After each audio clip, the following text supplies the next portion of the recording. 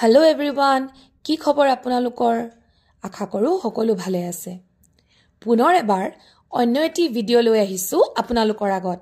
আশা কৰিছো আপোনালোকে এই ভিডিওটো চাই ভাল পাব। ওকে, ষ্টাৰ্ট কৰাৰ আগত মই এটা কথা কম। সম্বন্ধবোৰ ইমানো কঠিন নহয় যিমান আমি ভাবো। কথাষাৰ কিয় কৈছো আপোনালোকে বুজিব পাৰিব যদিহে মোৰ ভিডিওটো শেষৰলৈকে চাই। আসলতে কালি অৰ্থাৎ 31 জানুৱাৰী তাৰিখে আমি আমাৰ বিএড 4th সেমিষ্টাৰ শিক্ষাৰ্থীসকলৰ লগত বনভোজ খাবলৈ গৈছিলো। ক'ত গৈছিলো জানেনে? আমি গৈছিলো সোৱণশিৰিৰ পাৰৰ এটি মনোমোহা ক্ষেত্ৰলৈ। এই ঠাইডোখৰ অকল মনোমোহাই নহয়, বিশেষো হয়। কাৰণ তাতে আছে সোৱণশিৰিৰ সেই বিখ্যাত নদী বান্ধটো। সোৱণশিৰিৰ সৌন্দৰ্যৰ কথাটো আমি সকলোৱে জানো। আৰু বিভিন্ন সাহিত্যৰাজিৰ জৰিয়তে হয়তো আপোনালোকে আগৰে পৰাই জানিবলৈ পাইছে। বাৰু এতিয়া মূল কথাটোলৈ আহো। কথাটো এবাৰ শুনিব দেই। Some promises are meant to be kept and not broken. এই কথাটো মই কিয় ক'লো জানেনে? এই বনভোজৰ আঁৰত আসলতে এটা প্ৰমিস লুকাই আছে। Promise made by a teacher to her students.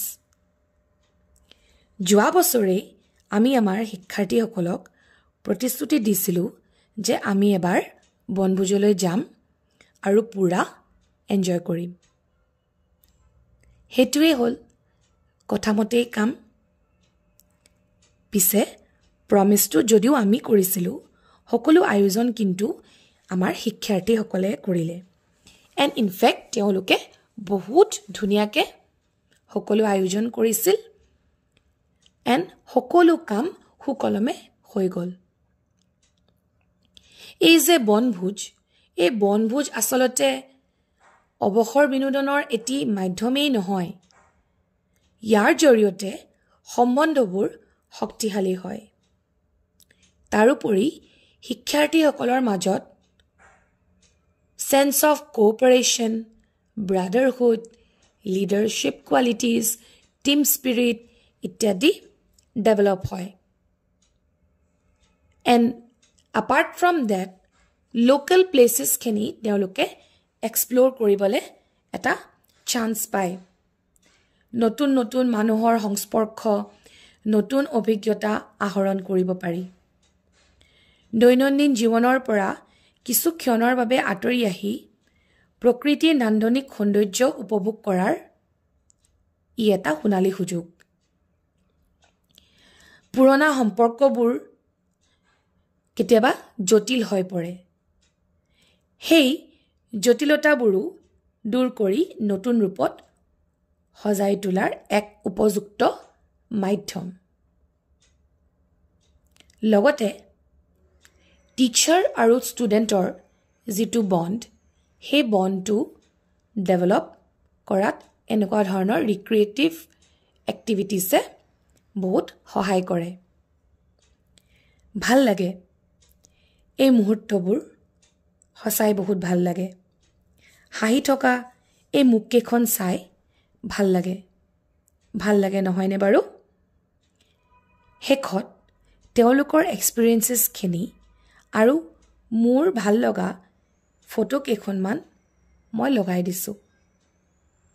Actually ইউটিউবক মই থেংক ইউ ক'ব লাগে। কাৰণ ইউটিউবে মোক এটা চান্স দিছে আপোনালোকৰ আগত মোৰ স্পেচিয়েল মোমেণ্টছখিনি মই যাতে শ্বেয়াৰ কৰিব পাৰোঁ আৰু লগতে সদায় দিনৰ বাবে সাঁচি ৰাখিব পাৰোঁ। মোৰ মনৰ কথা মই আপোনালোকৰ আগত এক্সপ্ৰেছ কৰিব পাৰিছোঁ। এণ্ড সেয়াই মোৰ বহুত ভাল লাগিছে। অ'কে, আৰুনো কি ক'ম?